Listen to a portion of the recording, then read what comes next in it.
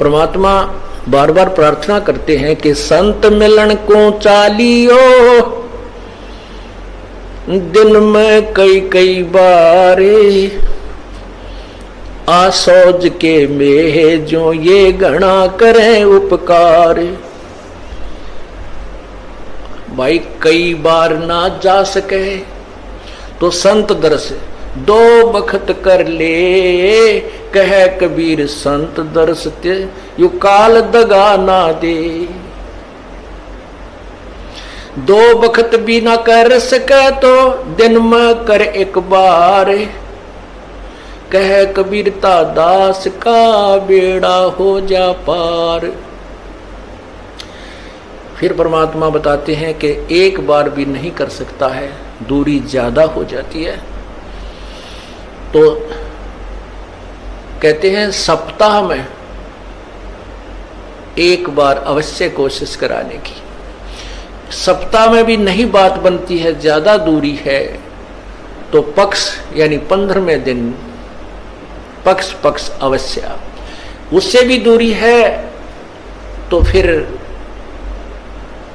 एक महीने में अवश्य दर्शन करने की चेष्टा कर, अवश्य पहुंच। और फिर भी कुछ ज्यादा ही विदेश दूर चला गया है तो 6 महीने तक चूकिए मत। और भी ज्यादा कोई मजबूरी या दूर चला गया है तो 1 वर्ष में संत के दर्शन के लिए अवश्य आइए। और दूर रहते हुए फिर कैसी भावना रखे, लाख कोस जो गुरु बसे और शेष समुद्रा तीर, एक पलक भूले नहीं जो गुण हो शरीर।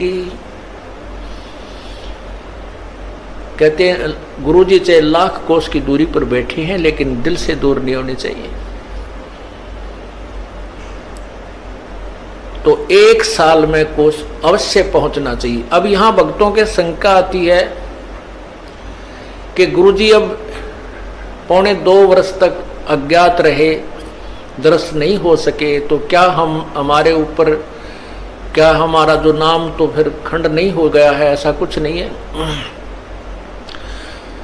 ये लीला परमात्मा की है। जैसे कोई एक्सीडेंट हो जाता है